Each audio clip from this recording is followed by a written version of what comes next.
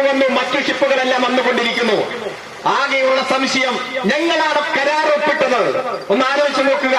ഒരിക്കലും ഒരു സുബോധമുള്ളവർ പോലും വായിച്ചു നോക്കിയാൽ അംഗീകരിക്കാത്ത കരാർ.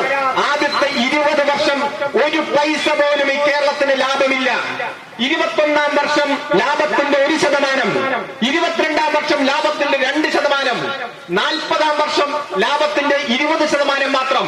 ആ കരാർ വേണമെങ്കിൽ 60 കൊല്ലത്തേക്ക് എക്സ്റ്റെൻഡ് ചെയ്യാം എന്ന രൂപത്തിൽ കേരളത്തിന് രക്ഷിക്കാത്ത കരാറാണ് UDF അന്ന് ഒപ്പിട്ടതെങ്കിലും ആ കരാറിൽ നിന്ന് പിന്നോക്കം പോയാൽ ഈ സംസ്ഥാനത്തിന് ഉണ്ടാകുന്ന ദൂരവ്യാപകമായിട്ടുള്ള പ്രശ്നങ്ങൾ മനസ്സിലാക്കി അതോടൊപ്പം തന്നെ ഒരിക്കലും ഈ വിഴിഞ്ഞം പദ്ധതി യാഥാർത്ഥ്യമാകുന്ന സാഹചര്യം ഉണ്ടാകില്ല, നിയമ പോരാട്ടം ഉണ്ടാകുമെന്ന് മനസ്സിലാക്കി LDF ഗവൺമെന്റ് ആ പദ്ധതിയുമായിട്ട് മുന്നോട്ട് പോയി.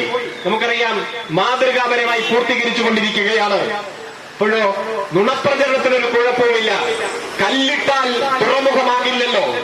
വീടിന്റെ കല്ലിടാൻ വരുന്ന ആശാരിയുടെ പേര് നമ്മൾ ആ വീടിന് കൊടുക്കാറില്ലല്ലോ. എന്തെല്ലാം നുണപ്രചരണങ്ങളുമായിട്ടാണ് ഇറങ്ങി തിരിച്ചിരിക്കുന്നത്. പ്രിയപ്പെട്ടവരെ, ഇടതുപക്ഷ ജനാധിപത്യ മുന്നണി കേരളം ഭരിച്ചിരിക്കുന്നത് കേവലം 28 വർഷം മാത്രമാണ്.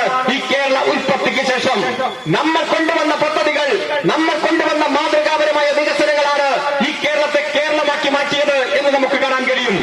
1957 ലോകത്തിന് മാതൃകയായി കമ്മ്യൂണിസ്റ്റ് പാർട്ടി അധികാരത്തിൽ വന്നപ്പോഴാണ് കർഷക തൊഴിലാളികൾക്ക്, വിദ്യാർത്ഥികൾക്ക് വിദ്യാഭ്യാസ അവകാശ നിയമങ്ങളടക്കം എത്രയോ മാതൃകാപരമായ നിയമനിർമ്മാണം നടത്തി.